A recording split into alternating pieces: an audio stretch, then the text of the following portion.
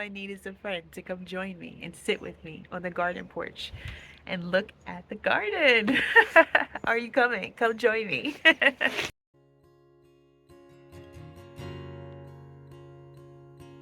The view from here is absolutely stunning.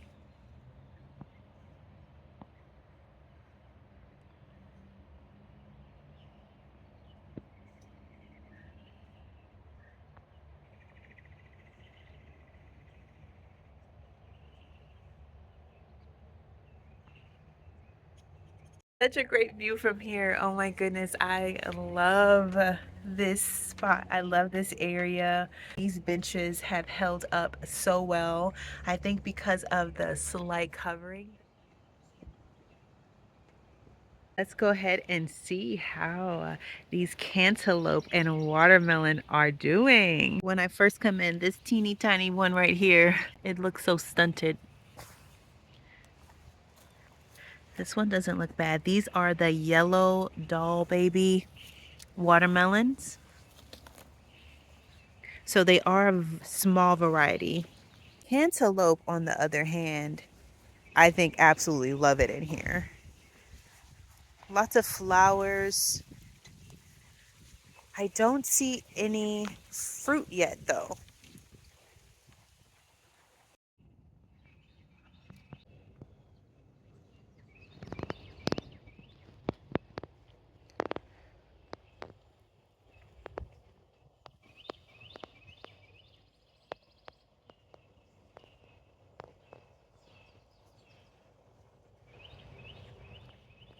Planted along this first trellis that you see, those are grapevines.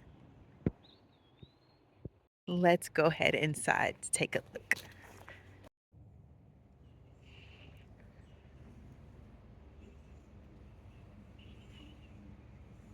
Planted on the front of our trellis is a Carolina jasmine, and she does not disappoint.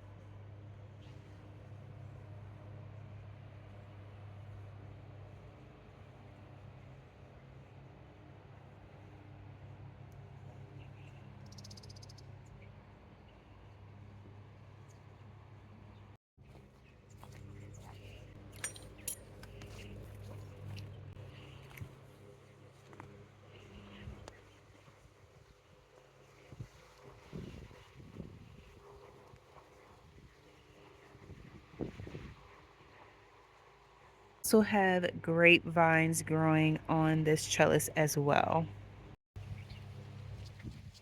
They had the best time ever with that baby grape.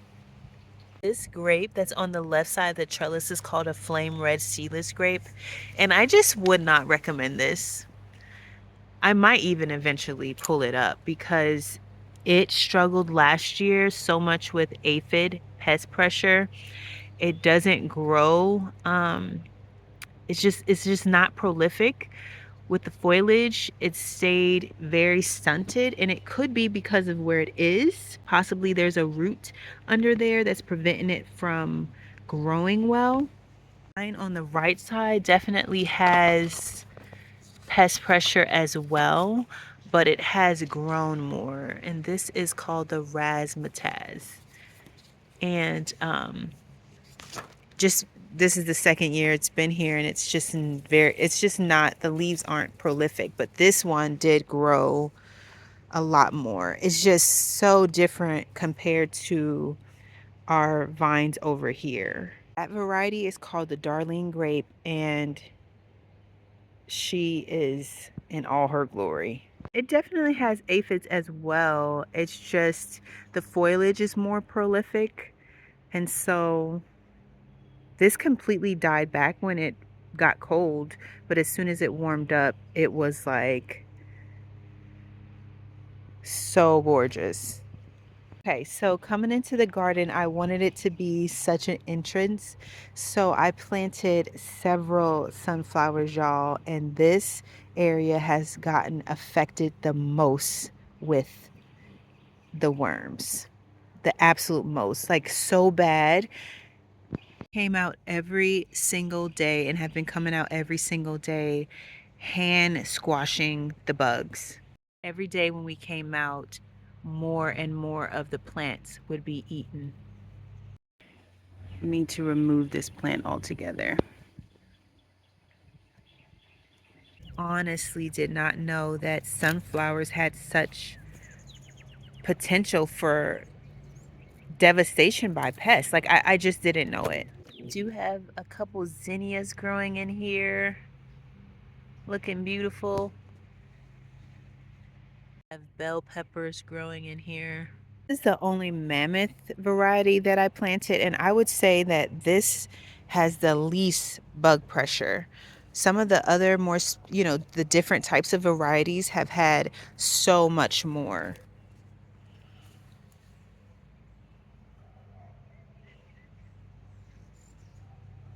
Behind the sunflowers and the peppers, we have a ton of pole beans growing, making their way up that trellis so nicely.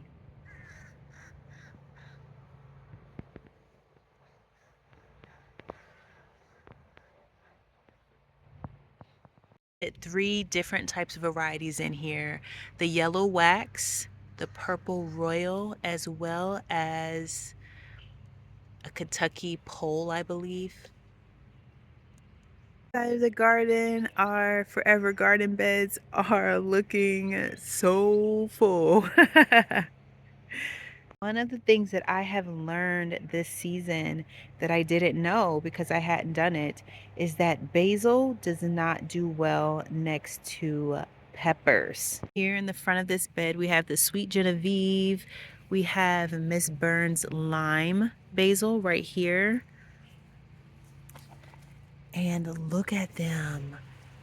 The leaves just fall off so easy.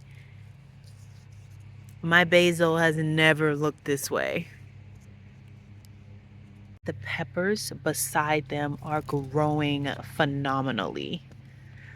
We've come out here and picked these several times and eaten them for breakfast, and I put them in dinners, and so this plant is very prolific. I don't want to get in the bee's way because that's a busy bee. We have so many peppers that we can harvest right now. So we have basil, then we have sweet banana peppers, then we have beans here, and then we have some bell pepper, and then next to that we have a roll of spicy pepper. Cross pollination is a thing. We saw the bee in here working, doing its thing. I understand that our sweet peppers could actually get a little spice from our spicy jalapeno peppers, which I think would taste nice. Here holding up the rear, we have our tomato plants. We have 3 back here. Are the ones we're doing the Florida weave on, and I actually need to pick up some more twine so that I can hold these up because they've grown tremendously. Definitely need to be pruned. I didn't realize it's almost like this one has like 3 lead starts. I'm gonna have to cut one of those off and plant it somewhere else. Giant in the middle right here is called Mr. Stripey, and I am so excited about the Mr. Stripey tomato. He is gonna be a handsome fella. On the other side, I've mimicked the bed with the Mr. Stripey in the middle, and I believe these are Cherokee purples on each side. Put a few plants back here. Those are cucumbers, some beans, a sunflower, more cucumbers, and some pole beans. Just seeing if I couldn't just fill up this fence. We have this beauty growing in this box. I don't know how long it's going to last, but this is our Swiss chard. Zinnia growing in here, and I realized I could have grown, and I still probably could, so many flowers just along here, especially ones that are going to get really tall. I think that would be so beautiful. Your Oleas are holding up really great and proven to be such a benefit to the garden. So lovely those bean flowers are. Here, the basil is looking so much better than the other bed, which is just so interesting. But then again, nope, lots of peppers over here too.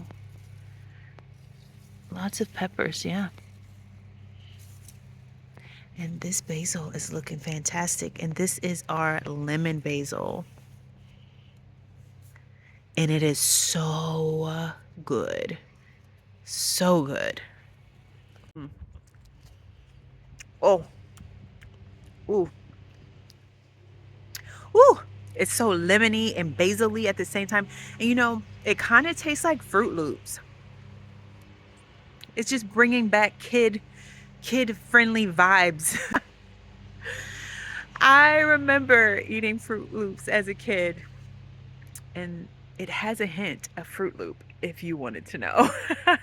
So let's take a look at this side of the garden. Everything is growing so beautifully. I am loving all of these peppers.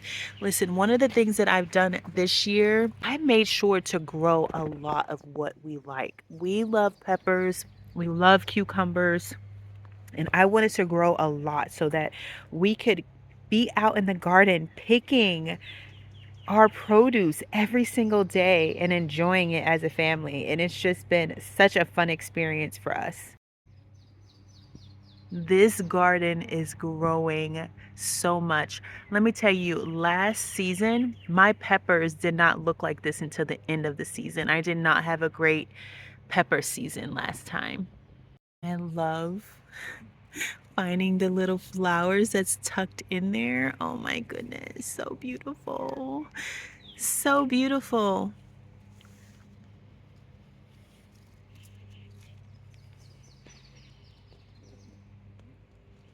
All of these flowers are just waiting to just burst open.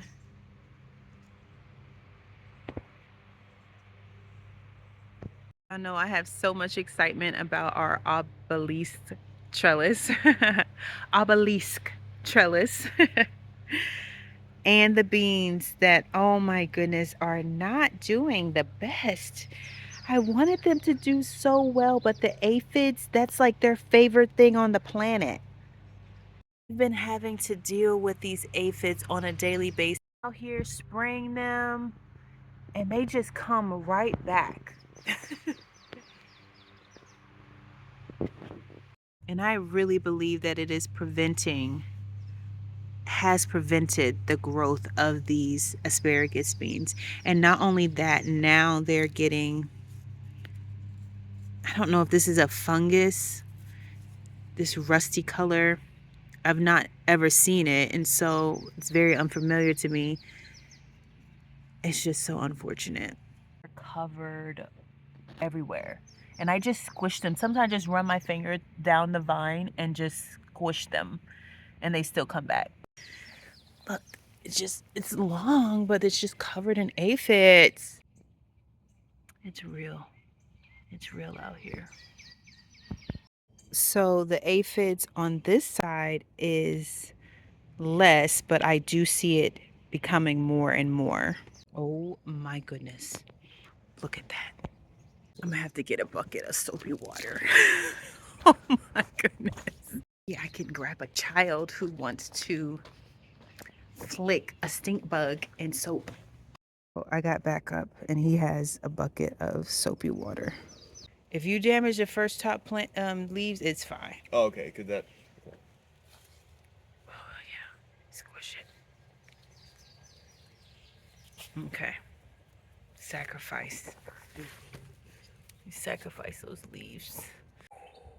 I'm grateful for backup.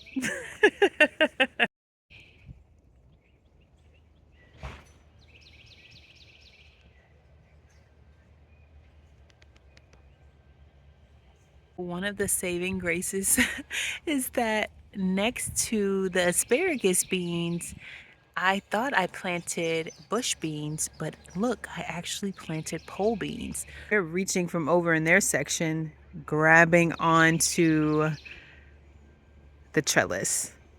So we have lots of zinnias planted in the front of both of our trellises. Some purple pole beans.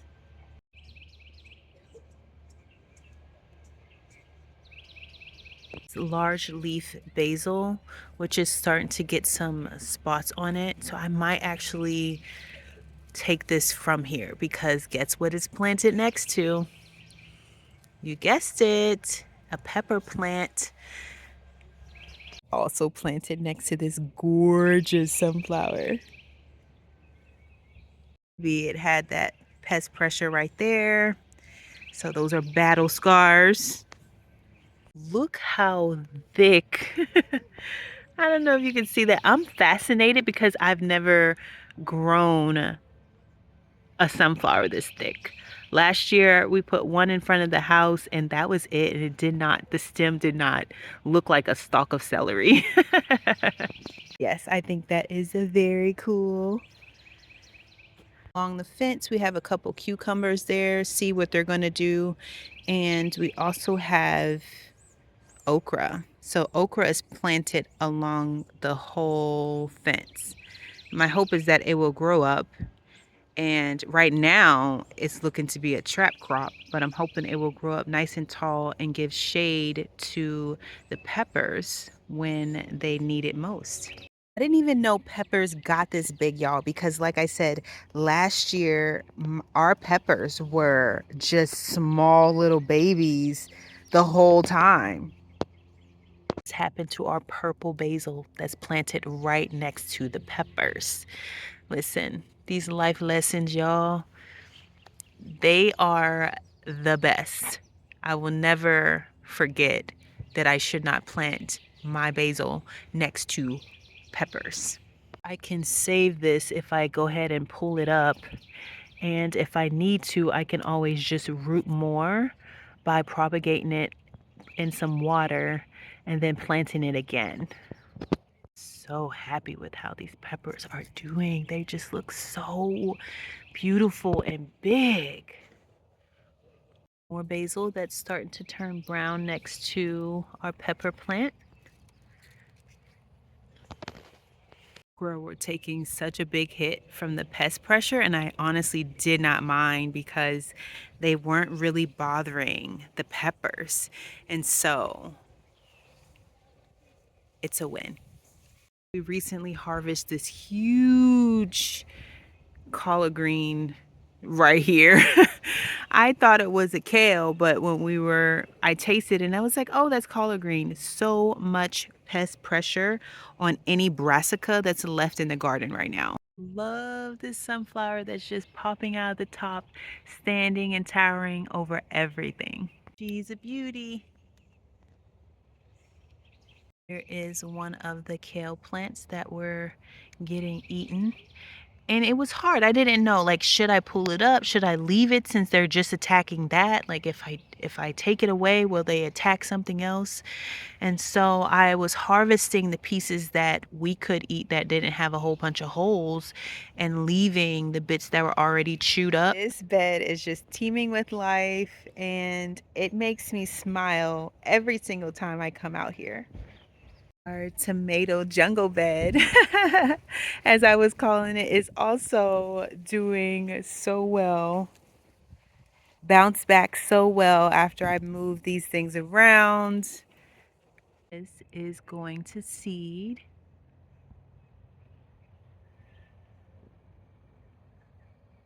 So I have the Japanese ornamental pepper here, and then I had a shishito, remember? So I planted out my shishito and it was hot and it actually did something called mid stem. So the next day I came out, it was almost as though it was cut in half and leant over, but it was still there. So it was limp on the top half of it to the ground and it just deteriorated from then. When I read it, I looked it up and saw that if it has too much stress when it's transplanted, then it will do something called mid stem. I planted an eggplant. You see at the top of the bed, that is all sunflowers as well as asparagus. And then we have a asparagus surprise. I noticed that in the across the street in the front of our pepper bed, the asparagus was coming out of the ground. And that's so interesting because last year our garden was, this was the end of the garden. There was a fence, and all of this was, if I can remember right, I know a lot of it was asparagus, and I tried some strawberries back here. Asparagus had a horrible time and died, so I thought. I'm happily going to leave this right where it is. Lots of beautiful sunflowers on this side as well. I'm just so looking forward to all of those beautiful blooms. Whenever I decided where everything was going to be planted, I took a step back and really thought about what I wanted to see and what would be just so beautiful for us to experience. And that's how I chose to place the things the way that I did. I wanted it to be very functional and make sense, but also be very, very beautiful as well. So many flowers this year has been something that has, I think, completely transformed the garden.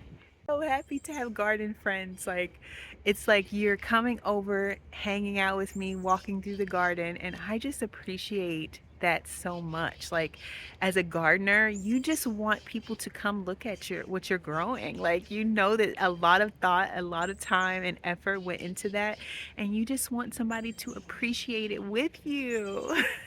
Thank you.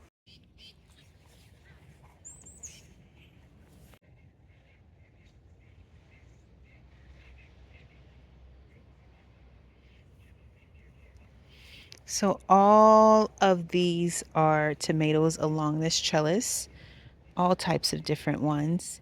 And I need to do something with my my zip ties is just sticking out. That ain't cute. Aw, look how tiny is Borge.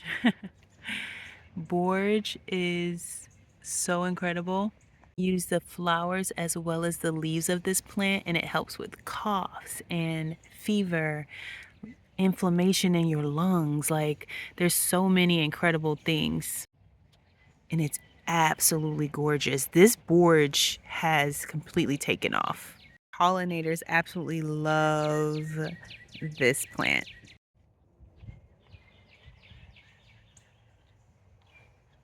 Down here we have some cilantro that's went to seed. It's just so pretty. Always so amazing to see the difference. Like, all of these tomatoes were planted at the same time, and these are definitely significantly smaller than those, even though the varieties do vary as well. So happy to start to see fruit over here.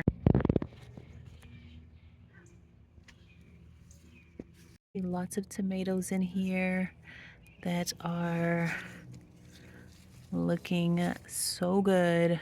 Let's see. Oh, that one's eaten. There's actually one right here that's split open. Actually looks like kind of dry, like it's been like that for a little bit. Wait to have buckets and buckets loads of of all these tomatoes. That hard work at the beginning of the season and maintenance, it's a good reminder that it's definitely worth it. Have a pink variegated lemon. It's absolutely gorgeous. Those tomatoes that we transplanted, it's looking nice and healthy and strong. We actually harvested our first cucumber. Okay, so we have spotted our first finished cucumber. First cucumber. And Shiloh's gonna cut it. Whoa, I'm gonna hold it. Tomato right here is called the Black Prince, and I'm so excited about him.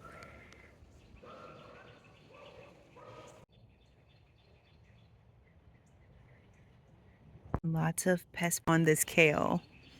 Lots. Every single day. Filled with worms. These last couple days has definitely been less. They just went away to their cocoons or where they went. Two things. There's something really great happening in this box, and then something that is obviously wrong. So there are caterpillars, as you can see. That's what was demolishing all of those sunflowers, were these. Them being attacked by these caterpillars just started, but they were so yellow. Just couldn't understand why the green beans would be yellow like this. Know if it was because they were being overwatered, but now they're completely stunted. They are definitely depleted of nitrogen, and now they're being attacked by the worms. And so I think we're going to have to pull these up. The thing about these is that I can just replant and see if it happens again, if there's something up with this bed. Is it because it's planted next to the watermelon? And there are some yellowing leaves on these sugar baby watermelons. There's some that's still looking good, but I would say they're on the yellow side. And so it does concern me, but look at this. Look at that cute sugar baby watermelon. Our first sugar baby watermelon. I'm so excited about that. Is another one that wants to grow. So cute. Already amended that bed, and so at this point it's just best to pull those up and plant some different pole beans and see what happened. It could be the seeds. I don't really know. And so I'm going to replant, and if the same thing happens, then I know for sure it's the soil. Or should I replant, because I don't want to take any nutrients away from these watermelon. I want the watermelon above all else. So maybe I won't replant. Decisions. This is the bed I did the pulley system on. See water right there hanging out. I gotta go get that. Starting to see some fruit on the vine. So that's good. Right next to that bed, we have our flower bed. Lots of sunflowers planted in there. I have all types of flower seeds planted in here. I just love the way this looks like a little paper flower. Isn't that just so cute?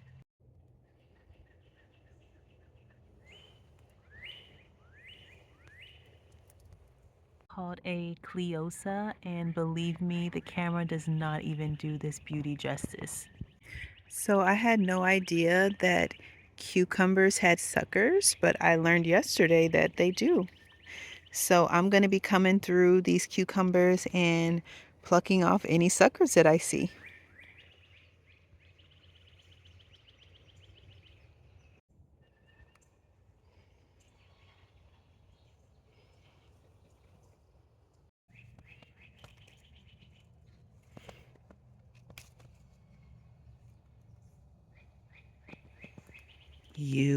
What we've done here is rotated. There's two cucumbers at the end. There's a sunflower, and then we went tomato, cucumber, tomato, cucumber, tomato, cucumber.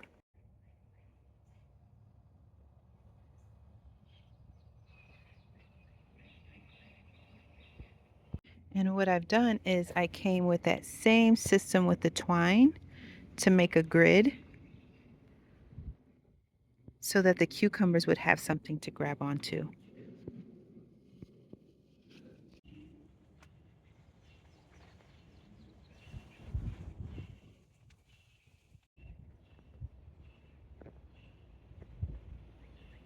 So we've planted the same way on the opposite side. I actually think it's so interesting how the cucumbers are all reaching towards the inside of the hoop house instead of this way, where the sun is mostly here on this side.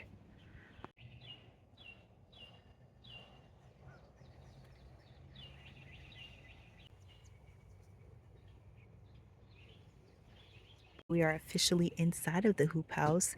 These are our cilantro seeds. So I'm just going to let these dry so we can collect those.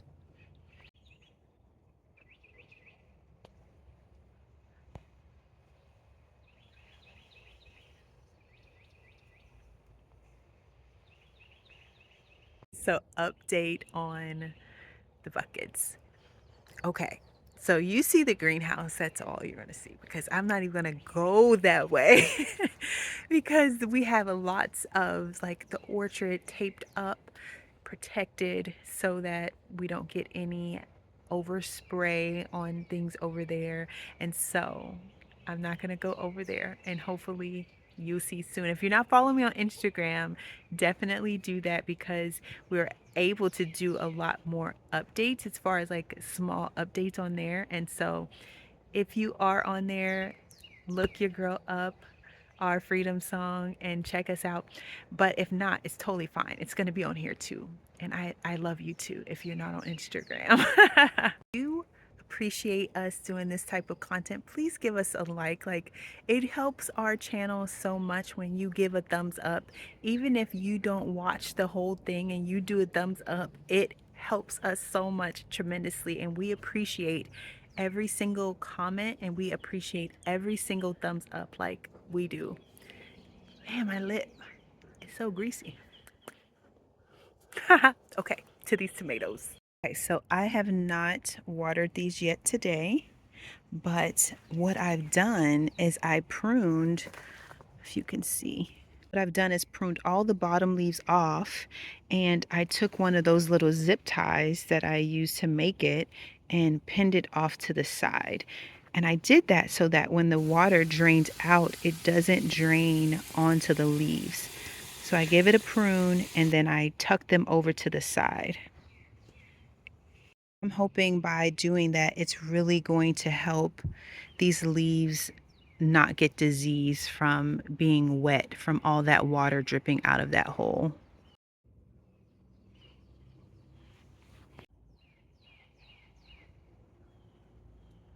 So for this mystery slash hopefully a yellow pear, I had to do this a little different because this one was already so big. Nice thing is that the plant actually does start to curl up because it's trying to still reach the sun. So it's not just pointed down to the ground. It's trying to bend and curve up to get to the sun. So it started to bend, which made it easier to then attach it. So I have this bamboo here that's a part of our hoop house that's sticking up and holding the plastic back. So I just attached a plant clip to that, as well as I tied a piece of twine around the outside and then kind of just rigged up some of the branches so that I could attach it to the top of the bucket to give it support. And then have a place to go. I was like, oh my goodness, this is really, really growing fast, and I love it.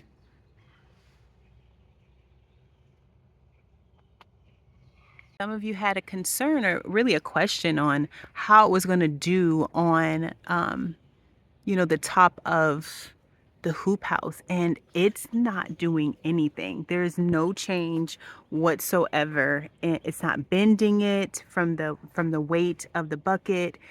With the plant and the water and the soil, it's not doing anything. But I'm wondering if it's just because we have so many T-posts that this hoop house is actually attached to.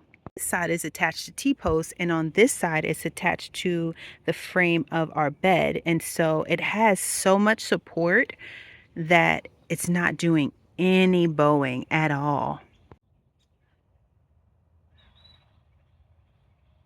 Did plant some potatoes back there as well, which I'm so excited about. They actually started to flower, and I snipped the flowers off because I didn't want it to produce the poisonous fruit that comes after the flower. And so I did snip those off, and hopefully that's going to encourage some more spud growth. I know this is weird, like I'm pointing through the hoop house plastic, but I just want to keep it a surprise somewhat what's going on over there. This is our sweet potato bed. Most interesting thing is happening. That's definitely a melon. That's a melon. There was like 5 of these in here, and I took them out, but I left this one because I was like, oh, is that a sunflower? Because it just had this leaf. And then sometimes the sunflower can look like that at the beginning. And so now I'm realizing that's definitely a watermelon in the sweet potato bed. And here is a tomato. And not only is that a tomato, but there are tomatoes all in this bed, y'all. There's tomatoes that we didn't plant here. It's 1, 2, 3, 4, because that's a tomato. 5. Oh, this one's trying to be real strong. 5, 6, 7, 8, 9, 10, 11, 12, 13. I'm counting 14, 15, 16. Y'all, I didn't just count 16 tomatoes in this bed. That leaf right there, I don't even know what this is. Oh, it's thick. Oh, it's smooth too. It's such a mystery. As it sounds, I just want to just leave it and see what happens, but maybe that's unrealistic thinking. I have tomatoes. Y'all, look at these monsters right here. These are so tall and doing so well, which is just the most interesting thing, how some beds of the same type of tomatoes are doing so well, and yet some are doing a lot, like producing a lot less. And this proves to me that the variety isn't what has those other ones small, because these are the small variety as well, and these are probably almost 3 times bigger than the tomatoes along the trellis that are, some of them are these same type of varieties. Here is another beauty. Here are all the cucumbers that we planted in the bed with our grid trellis, that $3 trellis that I showed you guys. These are all of the cucumbers that we planted in this bed. One of these cucumbers are a different variety. This is the Space Master 80. This is the lemon, and they are doing really, really good. This is the Muncher. Do you have a favorite? This is the Handmade. I just wanted to try all the different ones so that I can see which ones we really, really like. Because last year we tried, that's National Pickling. Last year we tried the Suyo Long for the first time, and I'm absolutely in love with that cucumber. It's so delicious. We got straight 8, and we have the Green Dragon over there. This is a bell pepper, and that's a bell pepper as well. And on the end we have the some type of, I think it's the Wisconsin pickling cucumber. Also have the Market More, and unfortunately, this doesn't have a tag. Watch it be the best cucumber ever.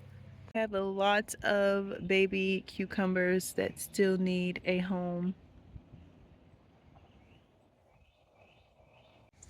And these beauties right here, these are tomatoes in the front. And these, my friends, are green beans. These are pole beans, and they are reaching for the sky.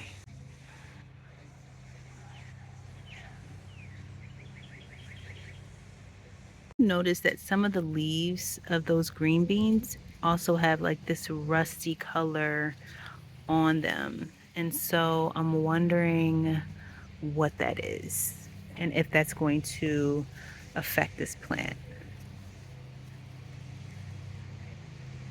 This chamomile is just so beautiful, and it smells divine.